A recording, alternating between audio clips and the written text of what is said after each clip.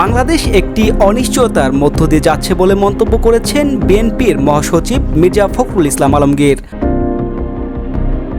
আজ বৃহস্পতিবার বিকেলে সুপ্রিম কোর্ট বার অডিটোরিয়ামে সাবেক অ্যাটর্নি জেনারেল এজে মোহাম্মদ আলীর প্রথম মৃত্যুবার্ষিকীতে আয়োজিত স্মরণসভায় তিনি এ মন্তব্য করেন। বিএনপি মহাসচিব বলেন, বাংলাদেশ একটি অনিশ্চয়তার মধ্য দিয়ে যাচ্ছে। অনেকে ভাবছে আমরা স্বস্তির মধ্যে আছি, কিন্তু রাজনীতিবিদ হিসেবে আমরা সবচেয়ে ভঙ্গুর অবস্থায় আছি। আমরা দীর্ঘ 15 বছর ধরে লড়ছি।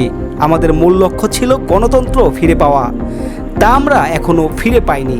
প্রতিদিন নতুন শর্ত যুক্ত হচ্ছে, সামাজিক মাধ্যমে জটিলতা বাড়াচ্ছে। আমরা সংস্কার বিরোধী নই। 2022-এ সংস্কার রূপরেখা আমরাই দিয়েছি। মির্জা ফখরুল ইসলাম আলমগীর বলেন, বিএনপি ক্ষমতা চায়, আমরা তো ক্ষমতার জন্যই রাজনীতি করি।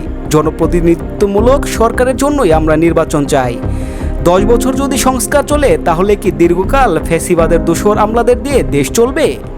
তিনি বলেন, প্রমাণ হয়ে গেছে বিএনপি সবচেয়ে বড় রাজনৈতিক দল, তার হাতেই দেশ নিরাপদ।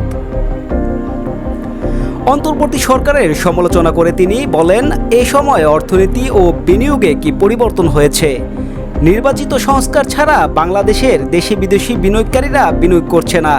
মূল্যস্ফীতি কমেনি, ব্যাংকের অবস্থা ভালো হয়নি, শিক্ষার সবচেয়ে করুণ অবস্থা, স্বাস্থ্য খাত ও হাসপাতালগুলোর করুণ পরিস্থিতি। আমরা অন্তর্বর্তী সরকারের সাফল্য চাই, কারণ আমরা তাদের বসিয়েছি, কিন্তু এমন কিছু করবেন না যা জনগণের বিরুদ্ধে যায়। মানবিক করিডোর দেওয়ার সময় কারো সঙ্গেই কথা বলা হয়নি বলেও তিনি মন্তব্য করেন।